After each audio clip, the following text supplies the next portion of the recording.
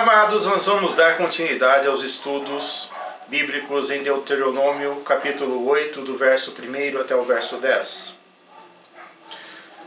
O primeiro estudo que nós trouxemos desse texto disse respeito à questão da vida, que a obediência à lei de Deus, ela traz vida, ela gera vida.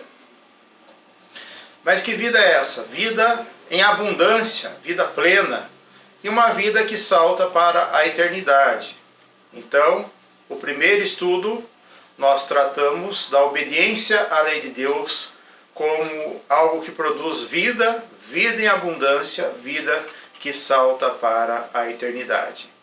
E nesse segundo estudo, nós gostaríamos de destacar neste mesmo texto que a obediência à lei de Deus não somente produz vida, mas também produz fertilidade. Produz fertilidade. Esse é o segundo ponto. Repetimos o versículo de Deuteronômio, agora a parte B do versículo 8. Com a parte B do versículo 8. Tenham o cuidado de obedecer toda a lei que eu hoje lhes ordeno, para que vocês multipliquem-se. Tenham o cuidado de obedecer toda a lei que eu hoje lhes ordeno, para que vocês multipliquem-se. Deuteronômio 8, verso 1b. A fertilidade sempre foi um sinônimo de vida abençoada por Deus, algo tido como fundamental pelo povo israelita.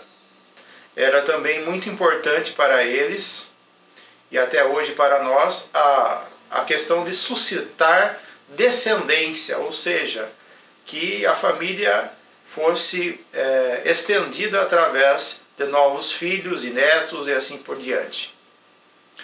Vejam que Abrão foi assim renomeado por Deus como Abraão, com este nome que significa pai de uma grande nação, ao invés de pai de uma nação, que seria Abrão.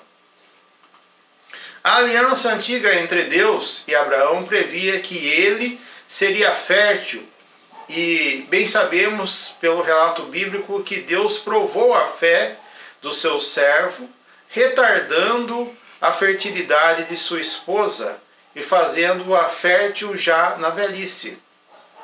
A aliança, ela foi renovada por gerações, com Isaac e depois Jacó. A obediência à lei de Deus produziu então fertilidade a esse povo escolhido por Deus. Hoje, meus amados, a desobediência à lei de Deus tem diminuído a fertilidade no mundo de uma maneira global nas pessoas. 40% das pessoas não conseguirão gerar bebês naturalmente em 2050. Prevê especialista médica em fertilidade do Monte Sinai, em Nova York.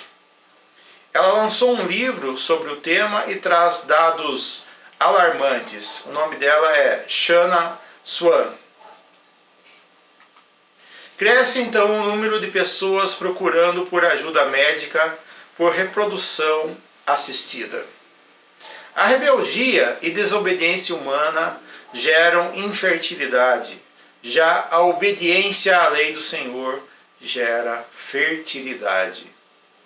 Muitas vezes Deus também prova casais cristãos, assim como provou Abraão e Sara, reservando a bênção da fertilidade mais à frente. Muitos filhos de cristãos nasceram aí tardiamente, mas Deus premiou muitos casais que pensavam já que não teriam filhos, né, que já haviam até mesmo que desistido com o seu filho tão esperado. Eu costumo brincar que esse é um milagre que Deus gosta muito de fazer, né, que Deus sempre realiza no seio das famílias. Que Ele é o autor da vida, Ele é que dá a fertilidade, é Ele que traz a vida às nossas famílias. a alguns Deus concede filhos, outros não, dentro da sua medida de graça que é diferente para cada um. Nós devemos entender que, pela própria palavra de Deus, os filhos são bênçãos. São bênçãos que Deus dá a cada um de nós, ou que pode também não dar, né, dentro da sua soberania. Em casa mesmo nós passamos por dificuldades da questão de fertilidade, sendo um problema não somente meu, mas um problema também da minha esposa, Ellen. E uma maneira que nós buscamos para tentar sanar essa falta de uma criança no nosso lar, né, foi nós nos propormos a fazer uma adoção. Então nós fizemos todo o processo de preparação, o processo de aprovação pela Vara da Infância aqui de Campinas, para que nós entrássemos num processo de adoção de duas crianças, um menino e uma menina. São anos aí de espera, a gente não teve ainda nenhum contato, nenhuma perspectiva de que nós vamos conseguir ou não obter essa adoção, mas uma coisa é certa, eu particularmente entreguei nas mãos de Deus essa questão, se Ele quer que nós sejamos pais ou não, se Deus deseja isso para a nossa vida ou não, está nas mãos de Deus. E se Ele assim o entender, né, que nós devemos ter crianças dentro de nossa casa, de nosso lar, que isso venha ocorrer dentro do seu tempo, do tempo perfeito, que é o tempo do nosso Deus. Mas eu sigo o entendimento de que, apesar de ser bênção, de ser algo que presenteia o casal a questão dos filhos, nós não somos meio que obrigados a ter filhos, a suscitar descendência. Mas eu entendo como bênção e não uma obrigação. Bênção, presente de Deus, mas não uma obrigação. E eu digo o seguinte, que isso não deve se transformar numa obsessão em nossa vida. Porque Deus sabe o que faz, Deus sabe o que deve dar a cada um dos seus filhos. Ele faz sempre o melhor a cada um de nós. E também Deus tem um propósito para a vida de cada um de nós. E dentro desse propósito é que nós devemos seguir sempre em frente e alegres no Senhor, nos alegrando no Senhor. Recentemente uma mãe, ela perdeu a sua filha, uma filha muito querida, né? A mãe da cantora Marília Mendonça.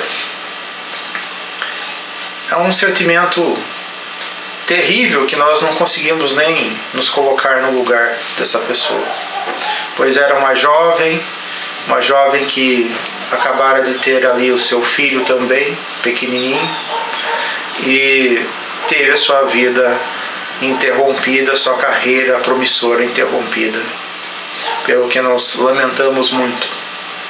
Mas tudo pertence a Deus e vimos o testemunho dessa mãe sofrida, né, que foi o testemunho de Jó, né, quando ela publicou aí uma música citando a passagem de Jó, onde diz que Deus deu, Deus tirou, e que seja louvado o nome do Senhor. Então, a obediência à lei do Senhor, ela traz fertilidade. Ela traz fertilidade, traz multiplicação. Deus multiplica os seus servos fiéis, os seus servos obedientes.